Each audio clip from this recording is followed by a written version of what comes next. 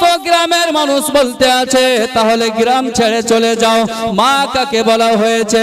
ওই মা জননী আপন ছেলেকে নিয়ে বাবা আপনার চলতে শুরু করেছে।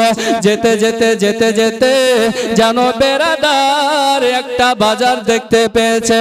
ওই বাজারে যখন পৌঁছে গেল, সমস্ত মানুষ বলতে আছে কি ব্যাপার কি ব্যাপার, আপনি মরা ছেলে নিয়ে কেন দৌড়াতে আসেন, মরা ছেলে নিয়ে কেন ঘুরতে আসেন?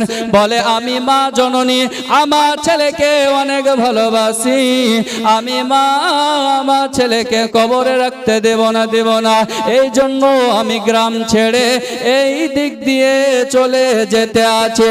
অনেক দূরে চলে যাব, যেখানে গেলে মানুষ আমাকে খুঁজে পাবে না। বলে মা আপনাকে আমি একটা কথা বলি শোনেন। বলে কি?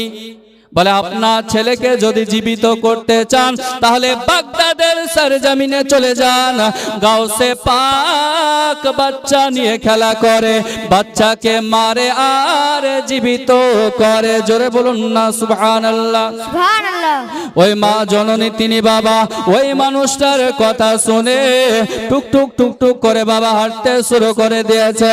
যেতে যেতে যেতে যেতে যেন বেরাদার বাগদাদের সরজমিনে পৌঁছালেন। বাগদাদের সরজমিনের পৌঁছানোর পরে আমার আপনার গাউসে পাক মাহবুবে সুবহানী কুতুবে রব্বানী শেখ আব্দুল কাদের জিলানী তিনি বাবা আসরের নামাজ পড়ালেন। আসরের নামাজটা পড়ানোর পরে তিনার কিছু ভক্ত মুরিদকে নিয়ে ওই জঙ্গল যেখানে মানুষকে মারে আর জীবিত করে সেই জায়গাতে বাবা এসেছে। আসার পরে আমার আপনার গাউসে পাক মাহবুবে সুবহানী কুতুবে রব্বানী শেখ আব্দুল কাদের জিলানী এমন একজন আল্লাহর ওলি, ও গাউসে পাক এমন একটা জালালি তাজ দেখিয়েছে, সঙ্গে সঙ্গে এক নয় দুই নয় 40টা মুরিদ যেন সেই জায়গাতে মরে পড়ে গেল। আমার আপনার গাউসে পাক সেই জায়গা থেকে বাবা আপনার আপন মসজিদে ফিরে আসলো। ওই সময় মা জননী চিন্তা করতে আসে এই তো এই সুযোগে আমার বাচ্চাটাকে এই জায়গাতে রেখে দেব, আর রেখে দেওয়ার পরে গাউসে পাক যখন আসবে জীবিত করতে আমার ছেলেটাও জীবিত হয়ে যাবে। ওই মা জননী তিনার মরা ছেলেটাকে ওই 40 জনের ভিতরে শুইয়ে দিয়েছে। শুয়ে দেওয়ার পরে আড়াল থেকে দেখতে আসে কেমন করে জীবিত করে, কেমন করে আপনার জীবিত করে। আমার আপনার গাউসে পাক মাহবুবে সুবহানী কুতুবে রব্বানী শেখ আব্দুল কাদের জিলানী সেই জায়গাতে এসে হাজির হলো। হাজির হওয়ার পরে তিনি বেরাদার বলছে যে কুম্বি ইজনিল্লাহ আল্লাহর হুকুমে জীবিত হয়ে যাও। সমস্ত বাবা 40টা মুরিদ সবাই জীবিত হয়ে গেল, কিন্তু সেই মরা বাচ্চাটা জীবিত হলো না। এবার চিন্তা করতে আসে যে ওই মানুষটা তো বলেছিল যে গাউসে পাক যদি চায় তাহলে মারতে পারে, জিন্দা করতে পারে, কিন্তু আমার ছেলেটা কেন জীবিত হলো না? তো গাউসে পাক সে বাচ্চাটাকে রেখে বাবা সেইখান থেকে আপনার চলে আসছে। আস্তে আস্তে রাস্তায় এসে চিন্তা করছে যে ওই বাচ্চাটাকে ফেলে রেখে আসলাম, চলো তো গিয়ে দেখে আসি বাচ্চাটা কার। এই বলে বাবা আপনার সেইখানে আবার ঘুরে যেতে আছে।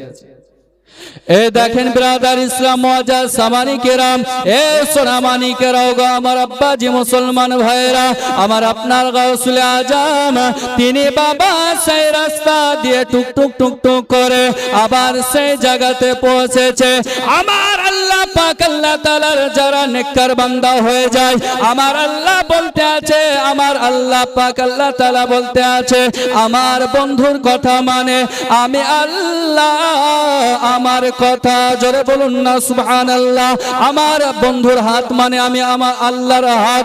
বিরাদার ইসলাম মুআজ্জাজ সামানি কেরাম, আমার আপনার গাউসে পাক বলেছিল কুম বিইজনিল্লাহ আল্লাহর হুকুমে জীবিত হয়ে যা। তো সমস্ত মুরিদ জীবিত হয়েছিল, বাচ্চা ছেলেটা জীবিত হয়নি।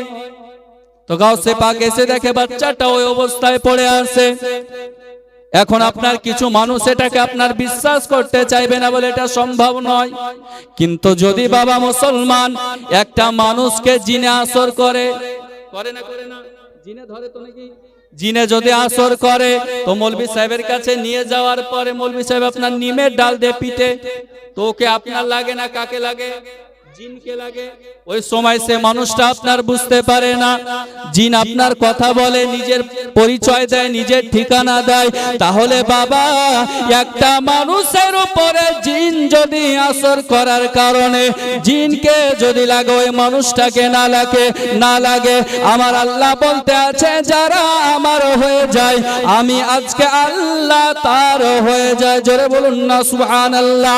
আমার আপনার গাউসুল আজম মাহবুবে সুবহানি কুতুবে রব্বানি শেখ আব্দুল কাদের জিলানী বলতে আছে ওই সময় আমি পড়েছিলাম কুম বিইজনিল্লাহ, আল্লাহর হুকুমে জীবিত হয়ে যা। কিন্তু আমার আপনার গাউসে পাক পড়লেন কুম বিইজনি, আমার হুকুমে জীবিত হয়ে যা। সঙ্গে সঙ্গে বাবাজি মুসলমান ভাইরা ওই বাচ্চা ছেলেটা যেন জীবিত হয়ে গেল, আল্লাহর হুকুমে জীবিত হয়ে যা প্রথমে আপনার বলেছিল, কিন্তু গাউসে পাক শেষে বলতে আছে কুম বিইজনি, আমার হুকুমে জীবিত হয়ে যা। আমার গাউসে পাকের দোয়াতে ওই বাচ্চা ছেলেটা জীবিত হয়ে গেল। আর ওই মা জননী দেখে নিল আমার ছেলে জীবিত হয়ে গেছে। গাউসে পাকের কাছে আসার পরে বলছে হুজুর আমি আজকে এই ছেলেটাকে আপনার হাতে তুলে দিলাম, আপনার হাতে তুলে দিলাম। আমার এই ছেলেটাকে আমি আল্লাহ রাস্তায় দিয়ে দিলাম। জোরে বলুন না সুবহানাল্লাহ। তাহলে বাবাজি মুসলমান ভাইরা আল্লাহ যারা ওলি হয়ে যায়, আল্লাহর মাহবুব বান্দা হয়ে যায়, তারা বাবা আমাদের মতো মানুষ নয়। আর যারা পৃথিবীর বুকে আমার নবী মুস্তাফাকে আপনার নিয়ে কটূক্তি করতে আছে, নবীকে বড় ভাইয়ের সম্মানের খাতায় নিয়ে আসতে আছে, এরা বাবা নবী পাক সাল্লাল্লাহু আলাইহি ওয়াসাল্লামের এরা আশিক হতে পারে না, দিওয়ানা হতে পারে না। নামাজ পড়বেন, রোজা রাখবেন, হজ করবেন, যাকাত দিবেন, কালেমা পড়বেন, সব কিছু আপনার জন্য ভালো। কিন্তু যদি নবীকে নিজের জীবনের থেকে ভালো না বাঁচতে পারেন, আপনার সব কিছুই বেকার হয়ে যাবে। ওই মদিনাওয়ালা নবীজিকে একবার অন্তর থেকে মুহাব্বত করে দেখুন, ভালোবেসে দেখুন।